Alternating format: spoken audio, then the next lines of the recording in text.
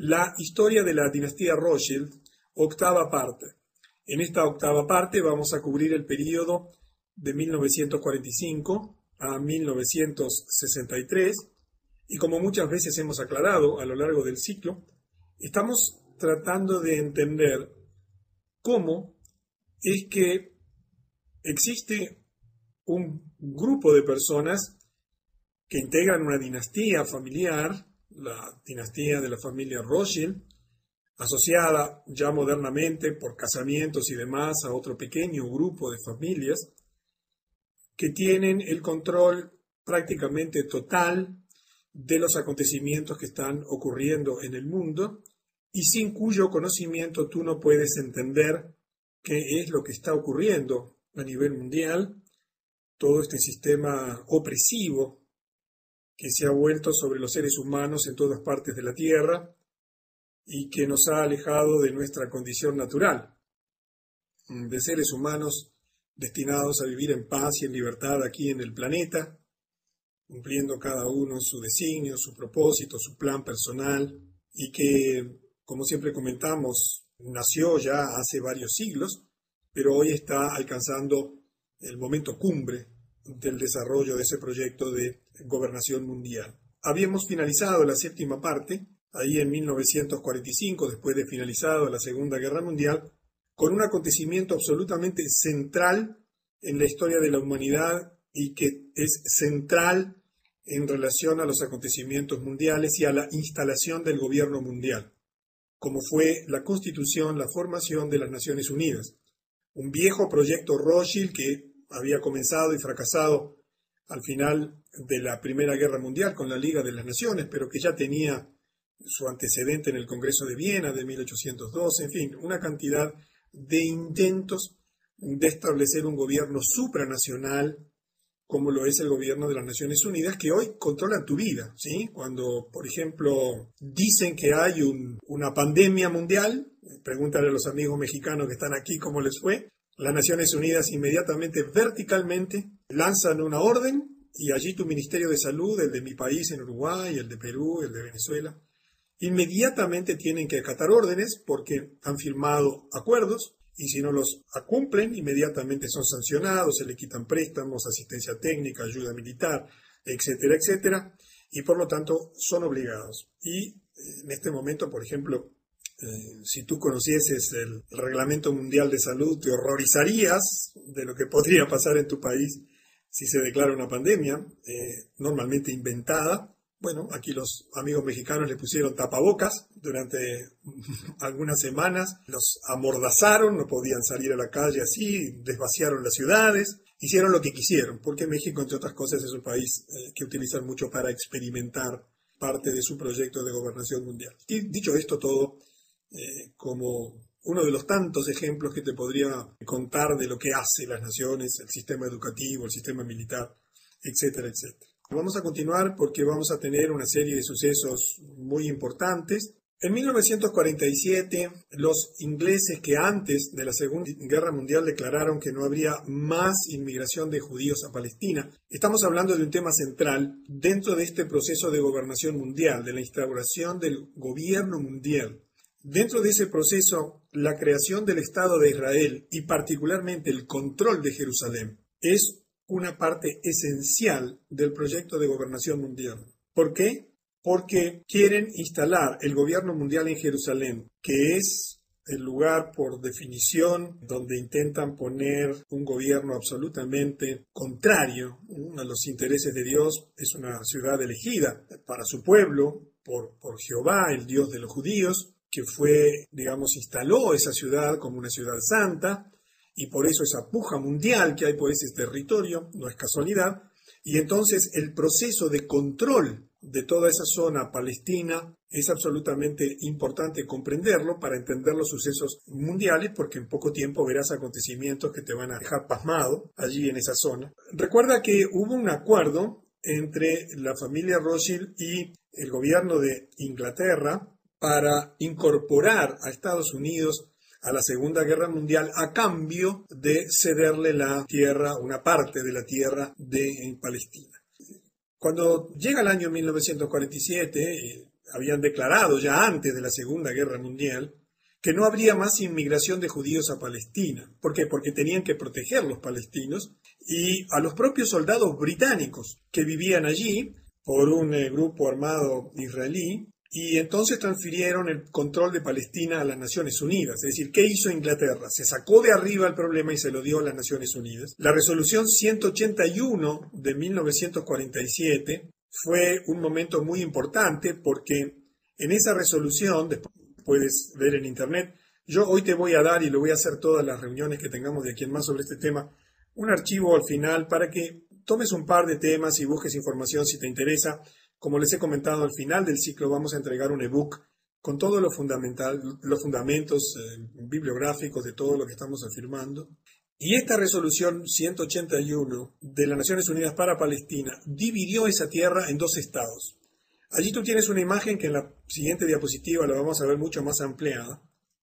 Esa era una tierra que hacía 1300 años le correspondía a los palestinos. Allí vivían palestinos y una muy pequeña cantidad de judíos, apenas un 6%, pero en forma totalmente ilegítima, sin ningún derecho, simplemente para cumplir el acuerdo, la promesa, recuerdan la declaración Balfour que vimos en reuniones anteriores, para cumplir la promesa que le había hecho el gobierno inglés a Estados Unidos de que si entraba en la guerra, entonces le cederían Palestina al Consejo Mundial Sionista. Se divide la zona en dos estados, uno sionista y otro árabe, con Jerusalén, pero según la resolución 181 debiendo permanecer como una zona internacional para el disfruto de todos los credos religiosos. Esa transferencia fue programada para el año siguiente, para el 15 de mayo de 1948. En realidad las Naciones Unidas no tenían ningún derecho legítimo, no tenían ninguna ley ni nada que les amparase para entregar las propiedades a los árabes. Como yo les decía, los judíos tenían solo el 6% como propiedad de Palestina en ese momento. Sin embargo, la resolución decidió que a Israel se le iba a dar el 57% de la tierra y dejando a los árabes, que hasta ese momento eran dueños del 94%, con solo el 43%. En esta próxima diapositiva tú vas a ver lo que ha ocurrido en las últimas décadas. Del lado izquierdo tú tienes la zona en disputa, todos los mapas corresponden a la misma zona. Lo que tú ves en verde del lado izquierdo era la tierra palestina y judía hasta 1946. En verde, la zona palestina. En blanco, los espacios propiedad de familias y de residentes judíos. En 1947, que es la segunda columna, se reparte esa zona.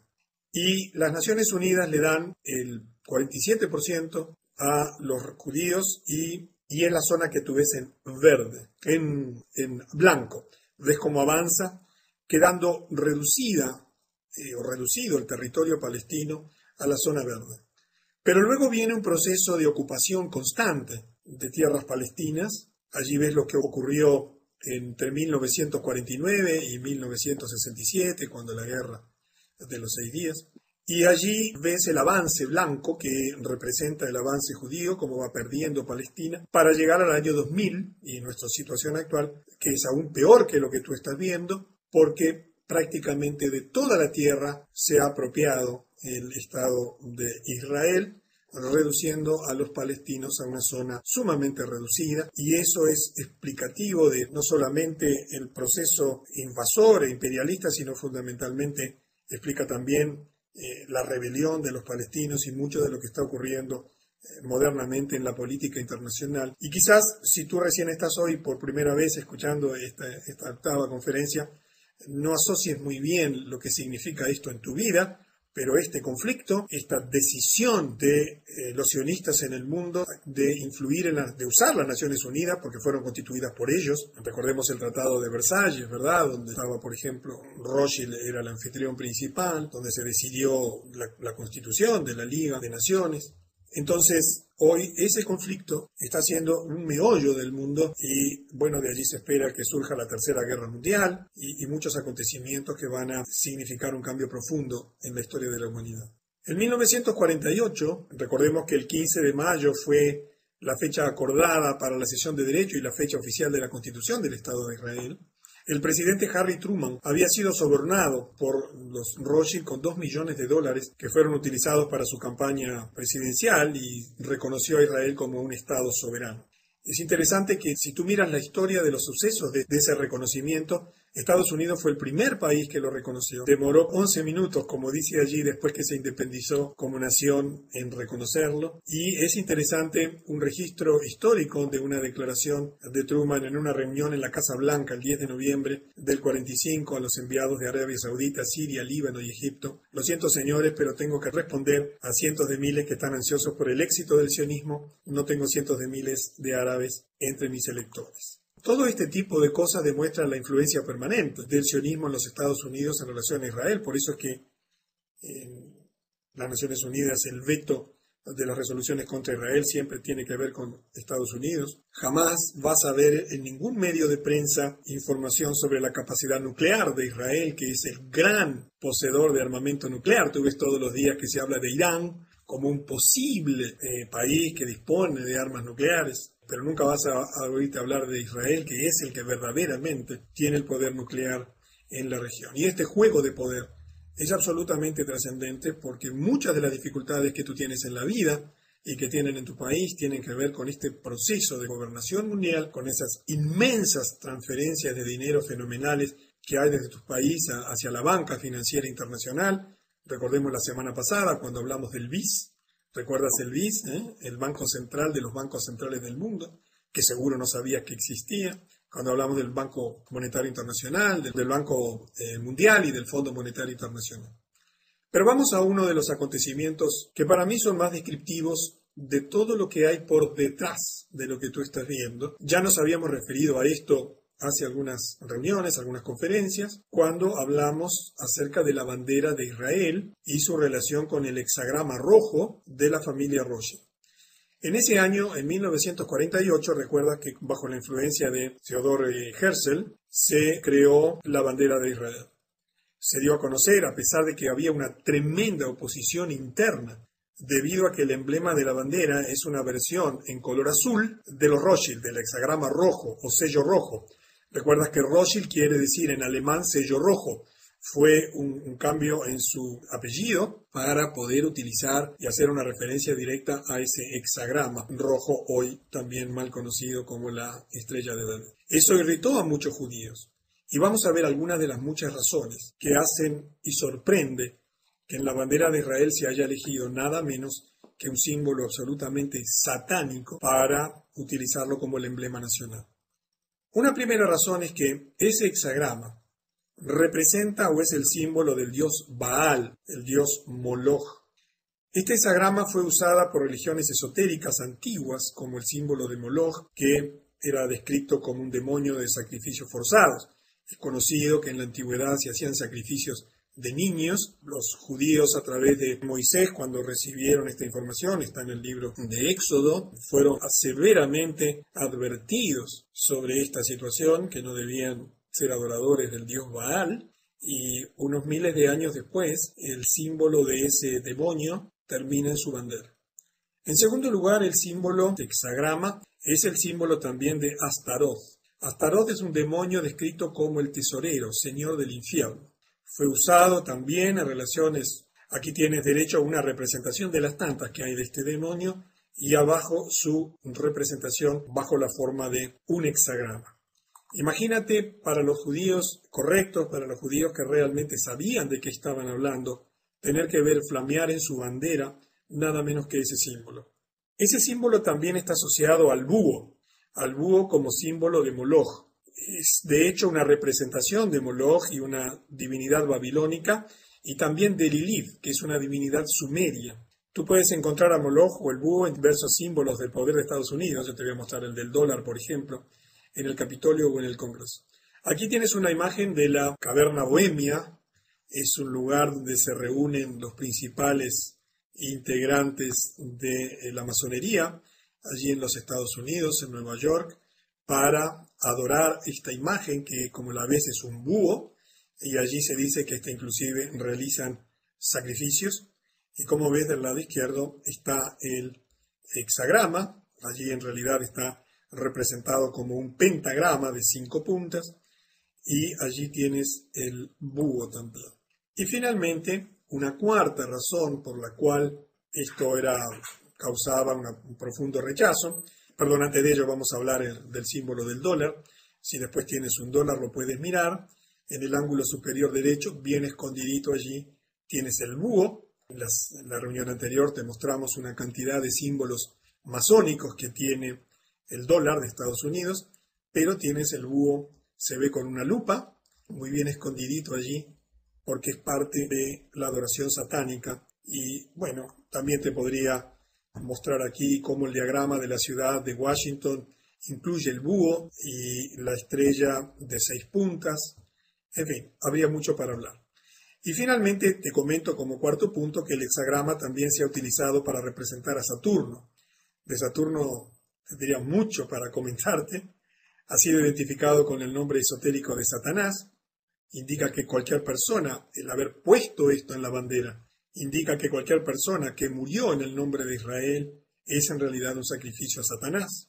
Y estas cosas que te digo, quizás a ti que no tienes mucha experiencia en los temas de gobierno mundial y del nuevo orden mundial, te sorprendan, pero tú piensas que en uno de los estados más importantes de la Tierra, que tú lo ves a diario en las noticias, donde la humanidad pende de un hilo porque la Tercera Guerra Mundial va a comenzar allí, donde las organizaciones sionistas ejercen una influencia muy poderosa en todo el mundo. Estás a punto de ver el descalabro final del dólar en el mundo entero. Está nada más y nada menos que representado en la propia bandera de ese Estado.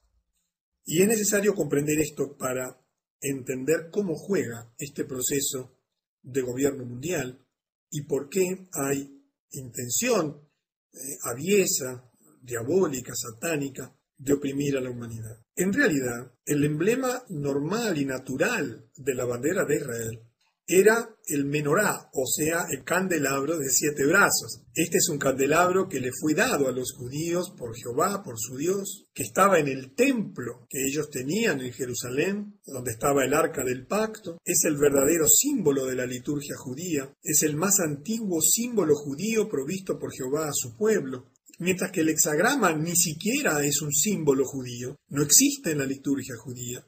Sin embargo, la influencia sionista de los Rothschild, cuyo nombre significa sello rojo, introdujo el hexagrama en la bandera de Israel. Si el tema te interesa, puedes leer en la Biblia, en el libro de Éxodo, en el capítulo 2, los versículos 25 a 40, donde se incorpora a la liturgia judía este candelabro bien definido, bien explicado, en su utilidad, en sus funciones y demás. Pero sigamos adelante porque los acontecimientos en estos años son muy importantes. Te podría hablar de lo que opinaba Einstein junto a un grupo de los 25 más prestigiosos científicos judíos del mundo, cuando escribieron una extensa carta al New York Times sobre todos estos temas relativos a la fundación del Estado de Israel y demás, pero el enfoque de estas conferencias tiene que ver con el uso del poder financiero, económico, industrial, político, también militar, de la dinastía Rothschild. En 1949, el 1 de octubre, Mao Zedong declara la fundación de la República Popular de China en la plaza de Tiananmen, Pekín. Yo te he explicado muchas veces que la única manera de que exista un movimiento revolucionario, que un país o un sector pueda entrar en guerra, es que exista alguien que financie las armas, que financie la comida, que financie la ropa, que financie los vehículos de transporte. No hay otra manera. Cuando un país entra en guerra, o cuando un movimiento revolucionario, hablemos primero de un país, no puede detraer de su presupuesto anual el dinero para la guerra, porque lo tiene destinado a las actividades normales del país. Debe pues endeudarse, y allí es que aparece la banca internacional financiando, por supuesto, como ya lo hemos visto en innumerables casos, a los dos lados de la guerra, ¿verdad? Como en la guerra mundial financiaban a los nazis y también financiaban a los aliados. Lo mismo pasó con Mao. La única posibilidad que tenía Mao de vencer en China era a través de disponibilidad de dinero. Y la historia es muy clara en esto, no la historia oficial, la que te han contado, ¿verdad? Sino la historia real, la historia que tú puedes encontrar en fuentes independientes, en el sentido de que fue financiado por la banca internacional, por la banca Rothschild, quienes ya habían creado anteriormente el comunismo en Rusia. Estuvo muy asociado Mao a estos agentes Rothschild como Salomón Adler, un exfuncionario del Tesoro de los Estados Unidos que era un espía soviético, como Israel Epstein, el hijo de un judío bolchevique que había sido encarcelado por el zar de Rusia por tratar de fomentar una revolución, y por Frank Cohen, un alto funcionario del Fondo Monetario Internacional, propiedad de los Rothschild. Debido a la escasez de tiempo, no podemos extendernos más en el tema Mao, pero en el ebook tendrás información ampliatoria si es que este tema te interesa, porque es una parte interesantísima de la historia de la humanidad. En 1951, el 1 de abril, se forma el servicio secreto de la agencia de inteligencia israelí, el Mossad, la que pasará a aterrorizar al mundo, y tendría también muchísimo para hablarte de este tema.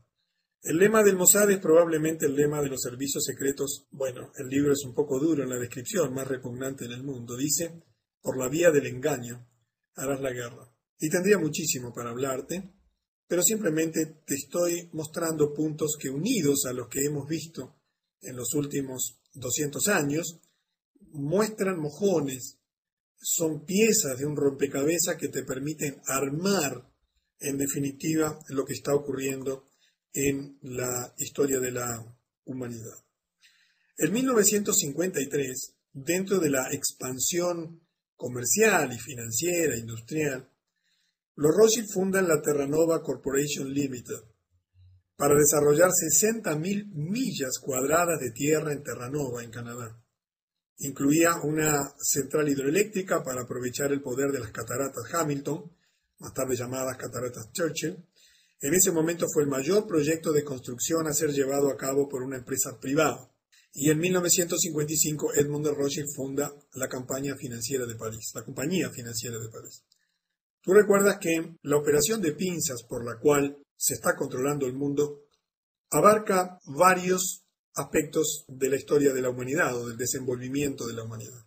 Por un lado, la clave central es el manejo del dinero. Como lo sabes y te lo hemos explicado en muchas de las reuniones, en muchas de las conferencias, el dinero es deuda en sí mismo y es utilizado como un instrumento de dominación mundial. Por eso el dólar hoy, hasta hoy por lo menos, maneja todas las economías del mundo. Tu país no puede importar si no tiene dólares, pero no puede fabricar dólares, no tiene una imprenta, porque la imprenta está en manos del grupo Rothschild, de las grandes casas bancarias del mundo, dentro de la Reserva Federal, de la cual hemos hablado ya extensamente. Por lo tanto, tu país o consigue dólares como consecuencia de la exportación de sus productos o como consecuencia del ingreso de capitales, o de lo contrario tiene que endeudarse para poder comerciar internacionalmente. Pero además, en esa operación de pinzas, se fue extendiendo y, por ejemplo, hemos visto cómo todos los medios de comunicación hoy son controlados por las organizaciones sionistas y tú solamente vas a recibir una información absolutamente manipulada, tendenciosa y generadora de una historia oficial que, por cierto, es bien diferente de la historia real, de lo que realmente está ocurriendo. También dentro de esa operación de pinzas para dominar el mundo, tenemos el uso de los sistemas educativos. No es casualidad el deterioro de los sistemas educativos en todo el mundo, no es casualidad la crisis educativa que hay en todo el mundo y la uniformidad de los sistemas educativos en todo el mundo, que por supuesto vienen perfectamente diagramados desde las Naciones Unidas vía la UNESCO a tu país, al mío y a todos. También en esa operación de pinzas se utiliza el poder político y hemos visto cómo se han creado innumerables organizaciones políticas con la finalidad de infiltrar los distintos partidos políticos. Son financiados ambos bandos, izquierda, derecha, no importa de arriba, de abajo, en todos los países del mundo por los mismos grupos financieros para luego obtener el dominio y el control de esas situaciones. También en el área de la salud, hoy vemos cómo la operación de pinzas también afecta al área de la salud, donde se obliga a vacunar masivamente, donde se están estableciendo severísimas normas de control del funcionamiento de los sistemas.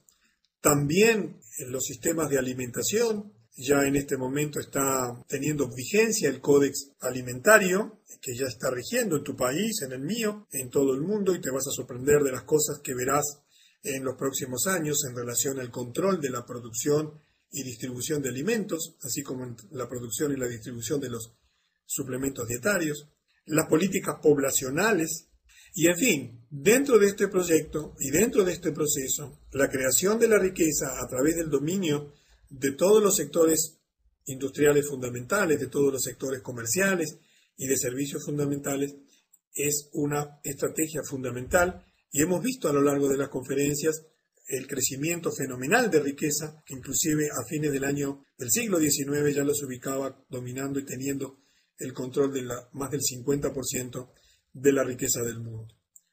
En 1957, James de Rothschild, uno de los principales, muere y él deja un gran legado, una gran herencia a el Estado de Israel para ser destinada a la construcción del edificio sede del Parlamento, en Knesset. Él afirmaba que la Knesset debía ser un símbolo a los ojos de todos los hombres de la permanencia del Estado de Israel, y también en ese mismo año muere Maurice de Rothschild, y cada una de estas muertes es muy importante porque es sucedido por el hijo menor dentro de la dinastía, dentro de la forma en que se heredaban los derechos para seguir manejando los negocios y las distintas actividades del grupo. En 1962, dentro de ese proceso de crecimiento económico, los Rothschild crean la Imetal o Imetal como una compañía que agruparía a todos sus intereses comerciales e industriales en la minería. Por ejemplo, toda la minería del mundo está controlada por esta empresa que pertenece a Rothschild. En este momento hay un Rothschild, creo que es Nathanael, un hombre joven, que está creando lo mismo hoy, en este año 2010, pero en la industria del carbón. En la industria del carbón no existe una compañía que controle todo el mercado del carbón. Ya ha aportado $3.000 millones para la fundación de esa compañía, pero en poco tiempo también la producción y distribución de carbón a nivel mundial va a ser absolutamente controlada por los Rothschild como una de las industrias energéticas claves. La China solo, imagínate lo que gastan de carbón, que es su fuente de energía, una de las fuentes de energía fundamentales para su desenvolvimiento industrial.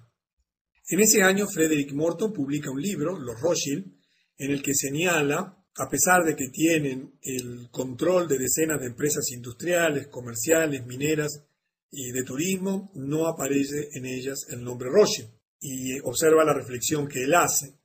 Al ser empresas privadas, donde los Rothschild no aparecen en primera fila, las casas familiares Rothschild, las familias no necesitan, y de hecho nunca lo hicieron, publicar una sola hoja de balance en forma pública o de cualquier otro informe de su situación financiera. Ya sabemos que nunca la Reserva Federal, que nada más ni nada menos que imprime los dólares para todo el mundo y que se los presta al gobierno de los Estados Unidos, nunca fue auditada, nunca publicó un balance, pero lo mismo sucede con las familias Rothschild. Y esta actitud demuestra su verdadero objetivo, permanecer ocultos tras de bambalina, ejerciendo, monopolizando, dominando, eliminando la competencia y creando su propio monopolio comercial, industrial y de servicios en el mundo, como de hecho hoy está ocurriendo. Y llegamos ya al final de este proceso, de este periodo. En 1963, el 4 de junio, el presidente John Fitzgerald Kennedy, el 35 presidente de los Estados Unidos, firmó la orden ejecutiva 11.110, que devolvió al gobierno de Estados Unidos la facultad de emitir moneda sin pasar por la Reserva Federal, propiedad de los Rothschild. Tú recuerdas lo que le había pasado a Lincoln por hacer lo mismo, a Andrew, otro de los presidentes de los Estados Unidos asesinado, también por la misma situación. Esta quizás fue la principal causa del asesinato de John Fitzgerald Kennedy, además de su férrea y manifiesta oposición a las sociedades secretas. Él hizo un discurso muy famoso donde critica y declara públicamente su total oposición a las sociedades secretas y su determinación que en su periodo de gobierno las sociedades secretas no podrían ejercer influencias lobistas dentro de su gobierno. Menos de 6 meses más tarde de esa decisión, el 22 de noviembre, el presidente Kennedy fue asesinado, probablemente por los Rothschild, por la misma razón que se asesinó a Lincoln en el 1865 cuando quiso imprimir dinero, ¿recuerdan? Dinero estadounidense para el pueblo estadounidense. Lo normal es que en tu país, el gobierno de tu país sea el que emite el dinero. En Uruguay, el dinero uruguayo es emitido por el Banco Central del Uruguay, pero en los Estados Unidos el dólar es emitido por un banco privado. Y eso absolutamente es una aberración desde todo punto de vista. Kennedy quiso terminar con esa situación y por la misma razón aquí está que se asesinó al presidente Andrew Jackson y otros que también sufrieron atentados. Es interesante lo que hizo Lyndon Johnson. Tú recuerdas que Lyndon Johnson fue el presidente que lo sustituyó. Él no vivía en Washington, él estaba en Dallas en el momento de la muerte de Kennedy. Y en el viaje, en el vuelo, en el Air Force One, el avión presidencial, uno de sus primeros decretos, de sus primeras órdenes ejecutivas, como le llaman en los Estados Unidos, fue anular la orden ejecutiva 11.110 en el mismo día que el presidente Kennedy había sido asesinado y como una de sus decisiones más importantes. Allí tienes la figura de Lyndon Johnson y del lado derecho el sello del presidente de los Estados Unidos para firmar las órdenes ejecutivas.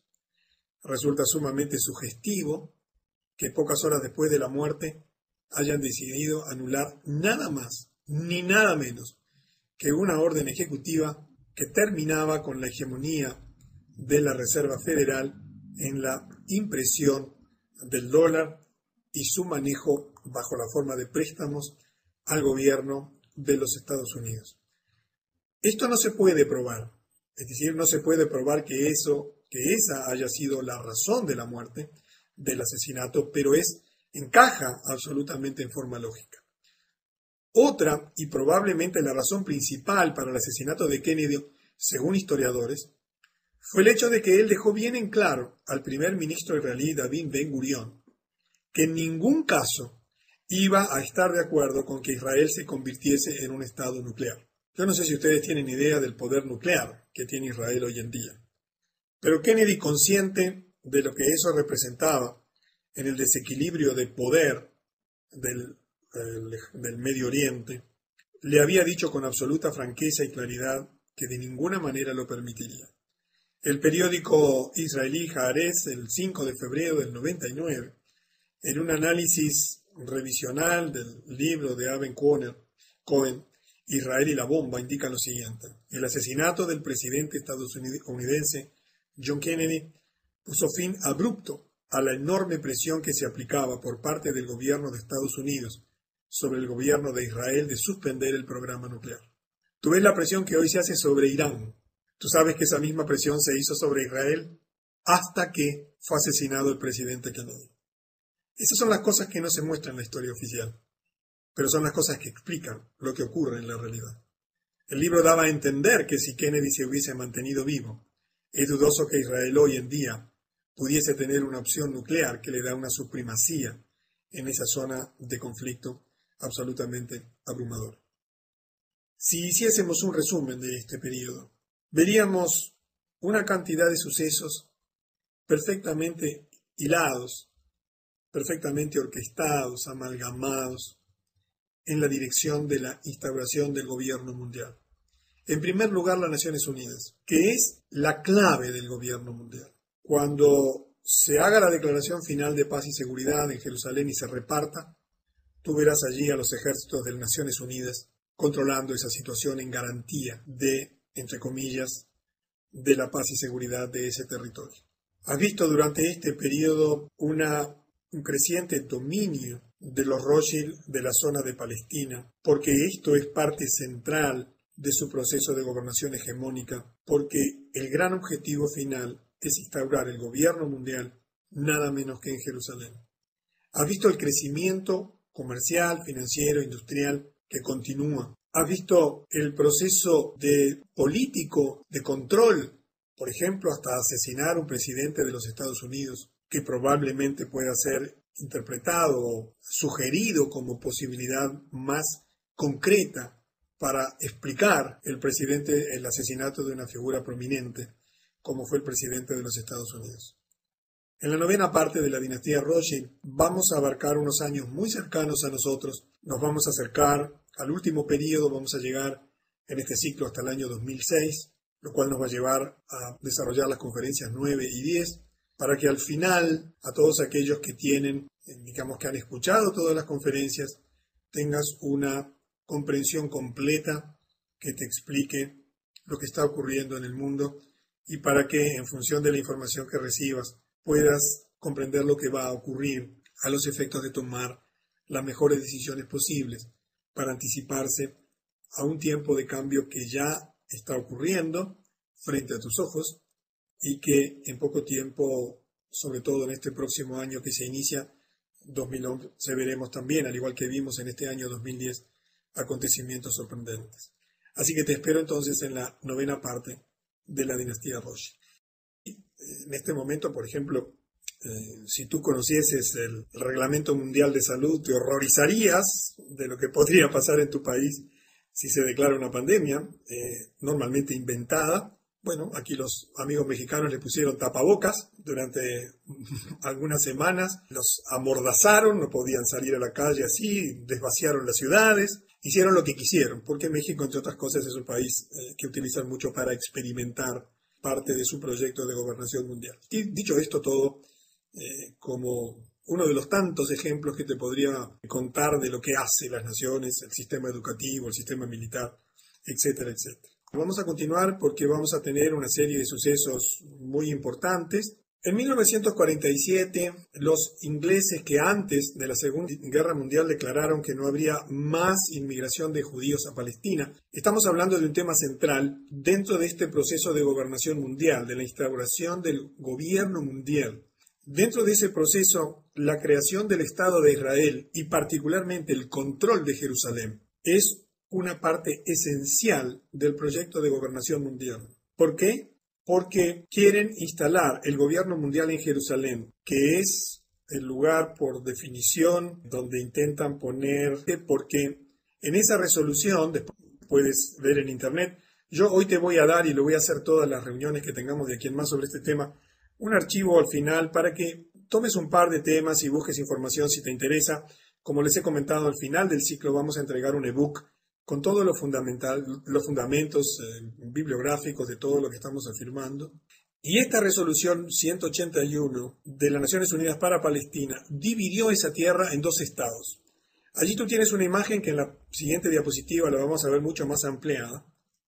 Esa era una tierra que hacía 1300 años le correspondía a los palestinos. Allí vivían palestinos y una muy pequeña cantidad de judíos, apenas un 6%. Pero en forma totalmente ilegítima, sin ningún derecho, simplemente para cumplir el acuerdo, la promesa, recuerdan la declaración Balfour que vimos en reuniones anteriores, para cumplir la promesa que le había hecho el gobierno inglés a Estados Unidos de que si entraba en la guerra, entonces le cederían Palestina al Consejo Mundial Sionista. Se divide la zona en dos estados, uno sionista y otro árabe, con Jerusalén, pero según la resolución 181 debiendo permanecer como una zona internacional para el disfruto de todos los credos religiosos. Esa transferencia fue programada para el momento cumbre del desarrollo de ese proyecto de gobernación mundial. Habíamos finalizado la séptima parte, ahí en 1945, después de finalizado la Segunda Guerra Mundial, con un acontecimiento absolutamente central en la historia de la humanidad y que es central en relación a los acontecimientos mundiales y a la instalación del gobierno mundial, como fue la constitución, la formación de las Naciones Unidas.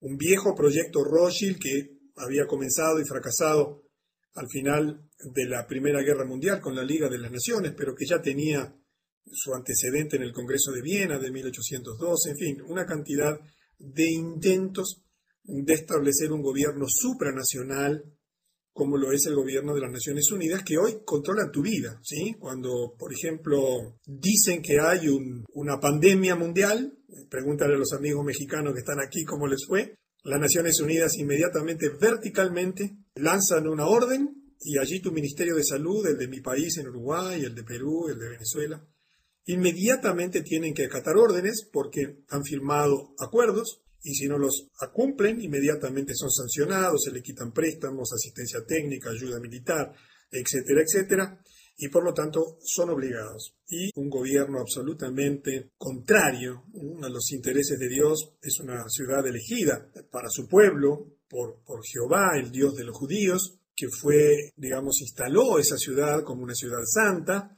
y por eso esa puja mundial que hay por ese territorio no es casualidad. Y entonces el proceso de control de toda esa zona palestina es absolutamente importante comprenderlo para entender los sucesos mundiales, porque en poco tiempo verás acontecimientos que te van a dejar pasmado allí en esa zona. Recuerda que hubo un acuerdo entre la familia Rothschild y el gobierno de Inglaterra para incorporar a Estados Unidos a la Segunda Guerra Mundial a cambio de cederle la tierra, una parte de la tierra de Palestina. Cuando llega el año 1947, habían declarado ya antes de la Segunda Guerra Mundial que no habría más inmigración de judíos a Palestina. ¿Por qué? Porque tenían que proteger los palestinos y a los propios soldados británicos que vivían allí por un grupo armado israelí. Y entonces transfirieron el control de Palestina a las Naciones Unidas. Es decir, ¿qué hizo Inglaterra? Se sacó de arriba el problema y se lo dio a las Naciones Unidas. La resolución 181 de 1947 fue un momento muy importante.